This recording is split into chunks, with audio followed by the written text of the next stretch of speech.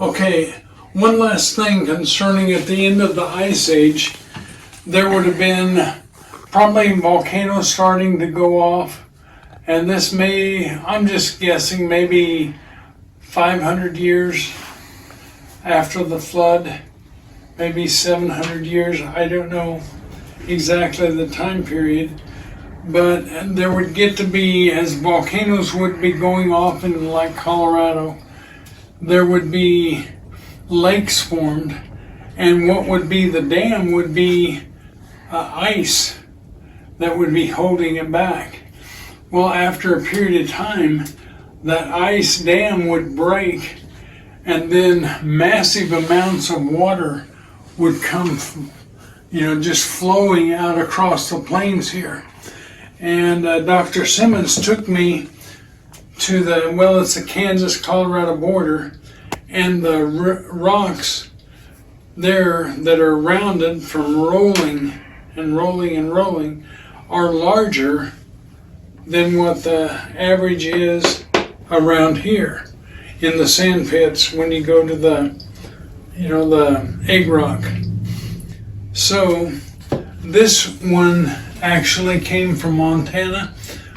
My daughter and her husband were in a subdivision called River Rock, and see, these might have only rolled 30 miles or 40 miles, down out of the mountains and got rounded off. But then, if you continue to roll that for miles and miles and miles, out clear to here to Kansas, that's where we get our gravel sand pits and the rocks that are in them. Now, this is Stan's idea, so it may not be true, but I guess I wonder if you would have a herd of camels or horses or, probably herds of everything out grazing on the plains, and here comes a wall of water from one of those dams breaking. It would catch those animals and just begin to roll them and tear them all to pieces, because in our sand pits we don't really find, usually we find a tooth or a bone or a hip bone or a leg bone. They're not all together. That's because they were disarticulated before or torn up before they actually got to that location.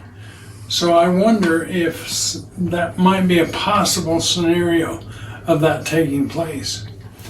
Another interesting factor is over here on this wall, or this book that Dr. Simmons has researched this, and there actually are, I think, genetic throwbacks from our elephants that go back to the mammoths.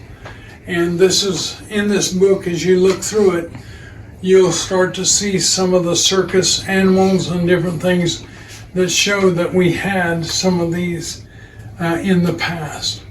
Dr. Simmons, I don't think it's in this book, but he said possibly like Alexander the Great and some of those that had elephants for war machines maybe had these genetic throwbacks.